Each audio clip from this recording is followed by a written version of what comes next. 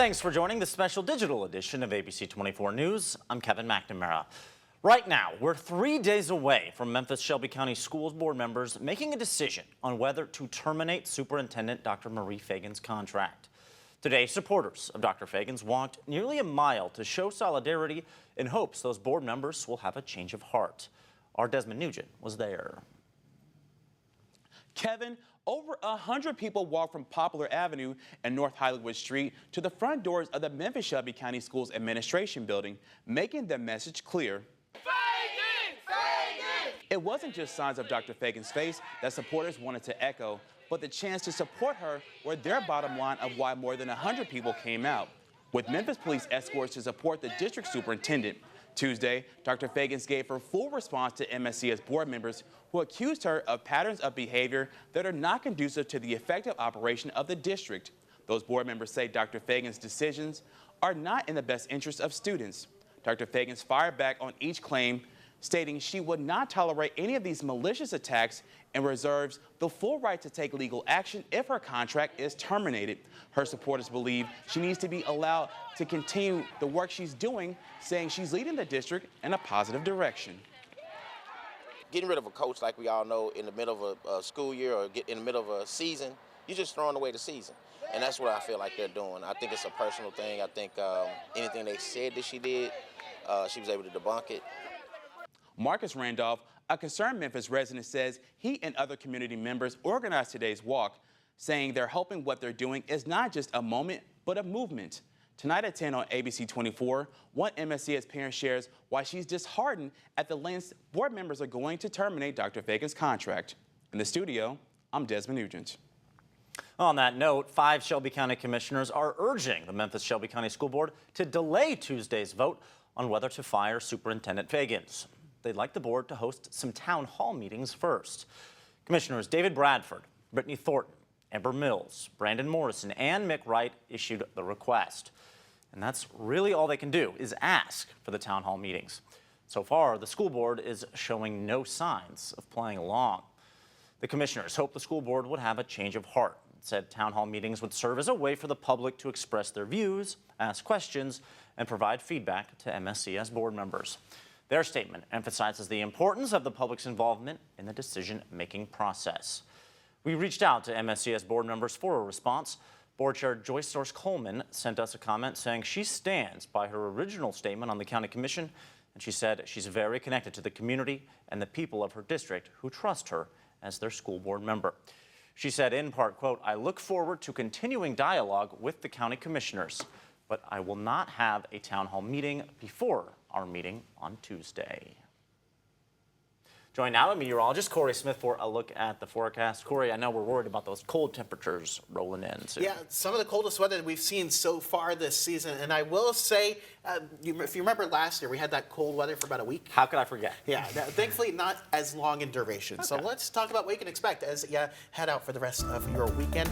Right around 51 degrees was our official high today. That's average for this time of year, and that was in the morning. So the afternoon, it's been much colder here across the Mid-South. The cold front has moved through, and with that, some cloud cover and some colder temperatures as you get into the next couple days. We are not going to be above freezing here across the Mid-South. Currently sitting at 39 in Memphis. You can see out towards the north and west some very cold temperatures in the 20s as you get into Missouri and Kansas. This is all heading our way. Closer look at home, 37 in Forest City, 43 in Holly Springs, 41 in Corinth, 37 in Covington, and 41 in Oxford. We do have a cold weather advisory. This is going to be in place for tomorrow night through Monday morning, and that's due to the potential some wind chill values between 0 and 10 degrees Fahrenheit. This is a newer weather product, so we want to show you this ahead of time, but it just means it's going to be very, very cold as we start off next week. So hour by hour, what to expect? Well, overnight, we could see a couple of snow flurries out there. Not expecting any accumulation, no dusting of any snow out here, but don't be too shocked to maybe see a couple snowflakes out there to start off your Sunday morning. Temperatures stay below freezing the entire day. It feels even colder when you factor in the wind chill value well below freezing for tomorrow. We eventually start to clear out some sunshine as we get into the afternoon, but temperatures still in the 20s for most of us. So let's talk about that wind chill as we head into tonight. You can see we're in the low 30s right now, but look at this, feeling like we're in the low 20s by 10 p.m. as we head into the overnight, feeling like we are in the teens to start off your Sunday morning.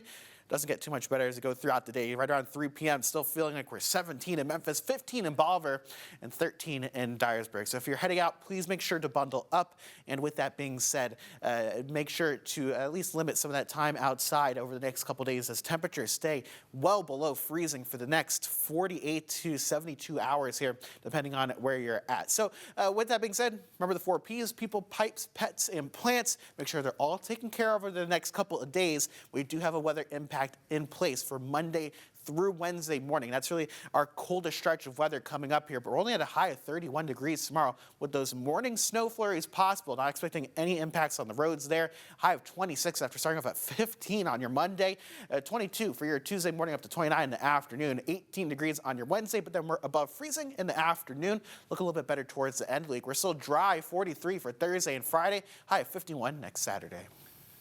All right, thanks for that, Corey. While we're on the topic of the weather, history in the Mid-South shows frigid temperatures and frozen pipes can be a nightmare for homeowners. With wind chill potentially dropping into the single digits, that's why our Scott Mattis is seeking solutions for homeowners ahead of those chilly temperatures. All I know is when I walked in the house, there was water everywhere, all over the floors. So your pipes burst. Yes, the pipes burst. And Alicia is not alone. Each year across the country and right here in the Mid-South during extreme cold temperatures, burst pipes continue to be a perplexing problem. Will Newman with Smith's Plumbing Services right here in the Metro tells me right now is the best time to prepare your home and your pipes. When we see the temperatures get down into the teens for several days in a row, we do see the frozen pipes. With lows getting down into the teens this weekend and next week, Newman tells me to prepare your house and ensure against frozen pipes, there are at least 3 critical things you need to do. First, during this time, it's very important to make sure you drip your faucets. Newman says it's important to drip both hot and cold water if you have 2 handles.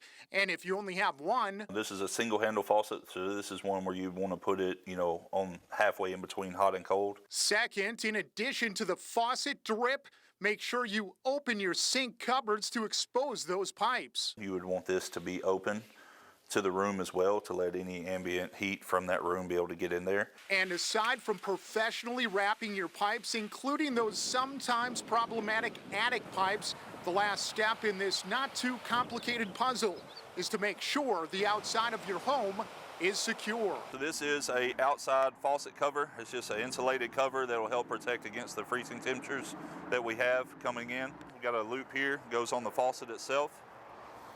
Put it on. And then you press this up against the house here and cinch down the tie here.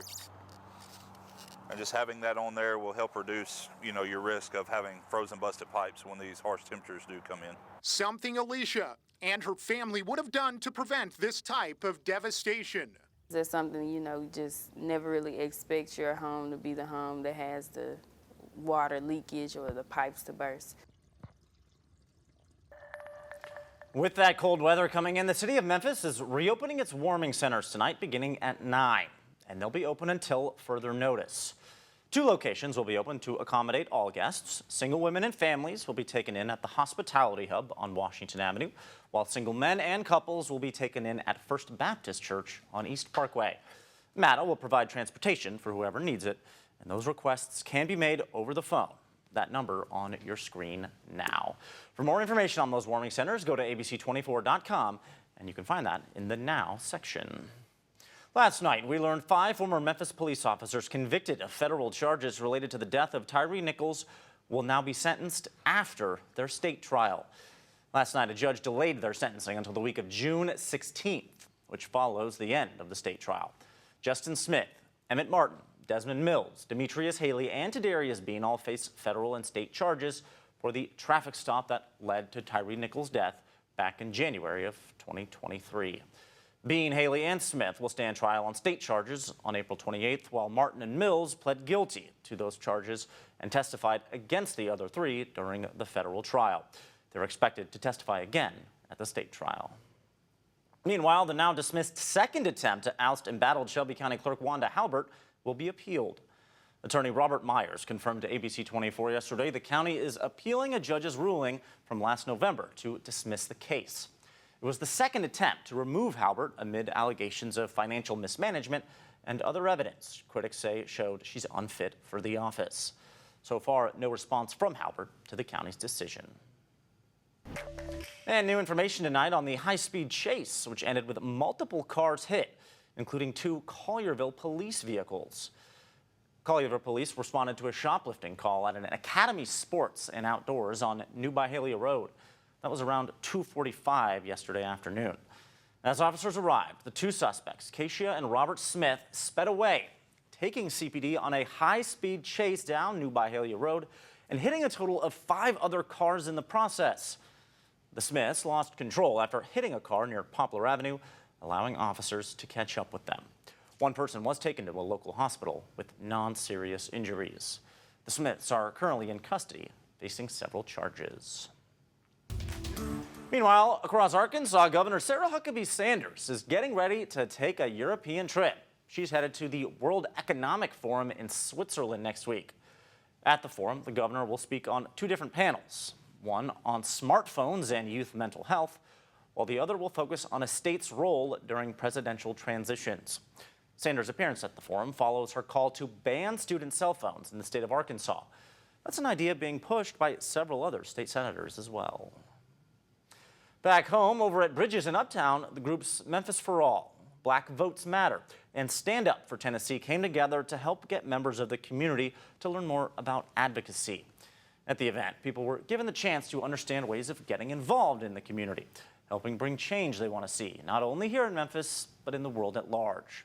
Those groups stressing the need of staying aware of current issues, both in local and national politics, saying it's one of the best ways to help influence the direction of the community. I often hear people say, I don't do politics, but politics do you every day. And so that's what I want people to understand, from your groceries, from your house, from the cars, the streets you drive on, your taxes, your tags, all the things are impacted by politics. Organizers say a wellness routine is key to advocacy efforts to prevent burnout. That topic will be discussed at an event hosted by Memphis for All, taking place later in the year. And while the big day is still ahead of us, the Withers Gallery came together in downtown Memphis for their annual MLK Day of Service, offering help to those in need in the Bluff City. The organization kept Dr. King's name alive today, donating coats and hot chili to people dealing with homelessness throughout the downtown area. The group said with the cold weather coming in next week, they want to do what they can to help warm people up during the coldest time of the year and let people living on the street know the community cares for them. Life every day, and if people don't show that they care, people get very discouraged, and people have mental reasons that they're out here on the street, so they're still part of society. They deserve to be treated with respect, they deserve to have some dignity, and they deserve to have something to eat and a place to live. And in a country that has so much, we have so many that have so little. At the event, organizers with the Withers Gallery emphasized the importance of working together as a community, despite the many challenges we may face. That's all we have for you here on this special digital edition of ABC24 News. Make sure you stay up late after all the football's over, because we'll be here for your late news after the game. Take care.